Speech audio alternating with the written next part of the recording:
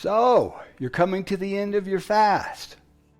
You're on the last day of your fast. Congratulations. I'm going to talk to you about how to correctly end a biblical fast. I'm Pastor Steve. Our church is La Viña de Gracia in La Caleta, Colombia, just outside the capital city of Bogota in Colombia. So how to correctly end a biblical fast. You've been following with us, and we're coming to the end of our 40-day declared time of prayer and fasting. Our campaign is called Declaring War in the Heavenlies and Victory on the Earth. And we are ending our biblical fast in the next few days. So you've been following with us. Let me give you some practical tips that I have learned over the years. It doesn't matter if you did a 3-day fast or a 7-day fast or a 14 or a 21-day fast, or even if you did a 40-day fast. Now is the time to end the fast and to rejoice and to celebrate. Now that you've done this, start watching the blessings and rewards and answers to your prayers to start overtaking you and those that you have been praying and fasting for.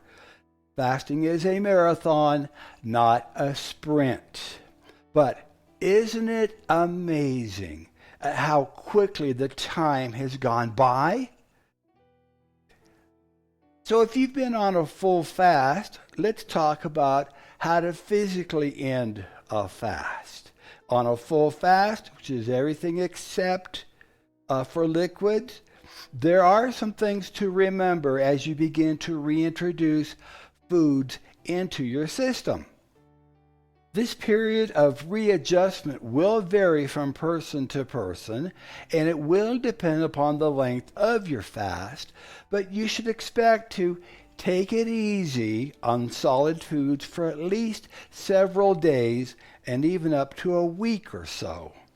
The longer your fast has been, the longer you should wait to come back into a full solid food regimen. This period of the first few days of your fast will have resulted in the most rapid part of your weight loss as your body eliminates excess water and bulk materials.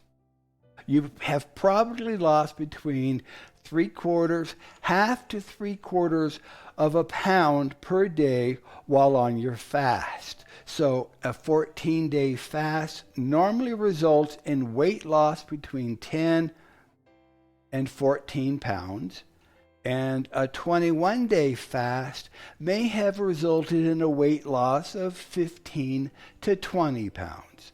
And there are very few of us that could not afford to lose 15 to 20 pounds, if we're being honest. You should expect to gain back between 5 and 10 pounds over the next week or so, maybe next 2 weeks, and by carefully monitoring your caloric intake, you can maintain a healthy body weight once again. Your stomach has been slowly shrinking, and by the end of your fast, the stomach's capacity is not as large as it was before you started. You might be surprised to find that it does not take a lot of food to fill it up. In fact, you might find that your pre-fast grazing habits and emotional feeding no longer exists. So why reintroduce bad habits now that you've completed your fast? The organs in your body that are usually involved in processing and digesting the food have taken a rest and will wake up gradually as you begin to eat solid foods once again. So when you break your fast, be careful with how much you eat, what you eat, and how you eat it. Give your stomach and organs time to return to normal size and to wake up fully. Now, when breaking a fast, now is the time to really change your pre-fast normal types of food, and you should consider eating healthier. I will usually start off with fruits and juices, preferably fresh squeezed. And just remember that for the first 24 to 48 hours, you might experience a bit of diarrhea, and the juices will pass through your system quickly at first. Be prepared and plan ahead. This is another excellent reason not to splurge and start eating solid foods right away. Try drinking the juices and eating the fruits and vegetables every 3 to 4 hours, which allows your system to readjust more easily. Yogurt can be introduced fairly early on after breaking your fast. Fresh soups are also very easy on the body, and after a few days, you might want to include some starches such as bread, potatoes, or rice, but it is best not to add too much sugar at this point. Eat slowly. Chew your food thoroughly. Chew your food well so that it is introduced to your stomach in a liquid form. As you feel full, stop eating. And as tempting as it might be, do not break your fast with highly processed foods such as McDonald's French fries or hamburgers. Now, if you had been fasting for a longer period of time, the food will not taste the same as you remembered. And after all the hard work and efforts, why toss it aside with junk food? So, how can you win your fast spiritually? Well, even though you can rest physically, now is not the time to rest spiritually. Let me say that again. This is an important point. Even though you can rest physically, now is not the time to rest spiritually. Now, here's what I mean by that. Your enemy, the devil, may try to tempt you or to attack you as you begin to walk in the blessings that are following after you. Not only are they following after you, they are overtaking you. James chapter 4, 7 and 8 instructs us to submit yourselves therefore to God. Resist the devil and he will flee from you. Draw nigh to God and God will draw nigh to you. Even Jesus, after his 40 days of fasting and prayer time in the wilderness, he was tempted by Satan. And you can read that in Matthew chapter 4, Mark chapter 1, and Luke chapter 10. In other words, you should expect to be tested in your faith and resolve. 1 Peter chapter 5, verses 8 and 9 tells us that Satan is like a roaring lion, seeking whom he may devour.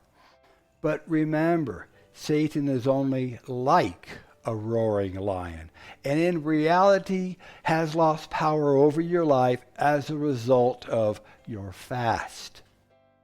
Throughout your fast, you have been consecrating your life and focusing on the things of Jesus. And your spiritual ears have become more alert and sensitive to hearing and responding to the voice of the Holy Spirit. Now you are alerted to even the smallest of sins and disobedience in your life that will grieve the Lord and that will try to keep you away from his presence. Satan will try to convince you that Now you're spiritually mature. You have arrived. That it would be okay for you to go back to those areas of disobedience and sin. It would be a very subtle attack and will not even seem like it's happening. But be alert. Be disciplined and be intentional in your pursuit of the Lord. Now, as you have now finished your time of fasting, this would be an excellent time to give a celebration offering to the Lord. This offering should be something that is of importance to you, and it can be a financial offering or a time offering or even an offering of service and dedication to Jesus. Congratulations once again. You have run the race to win, and you can expect your prayers to be answered fully, completely, and publicly. Be sure to continue in your consecration and dedication. Do not let go of the spiritual momentum that you now have. Be sure to continue in prayer daily as you seek the Lord in all areas of your life, and consider making fasting a part of your spiritual consecration. Even if you decide to fast for 3 days every month, make it a declared time of fasting and prayer, and make it a matter of spiritual importance. May the Lord continue to bless you, to protect you, to prosper you as you continue to follow hard after Him. I am Pastor Steve, and we'll see you next time. God bless you.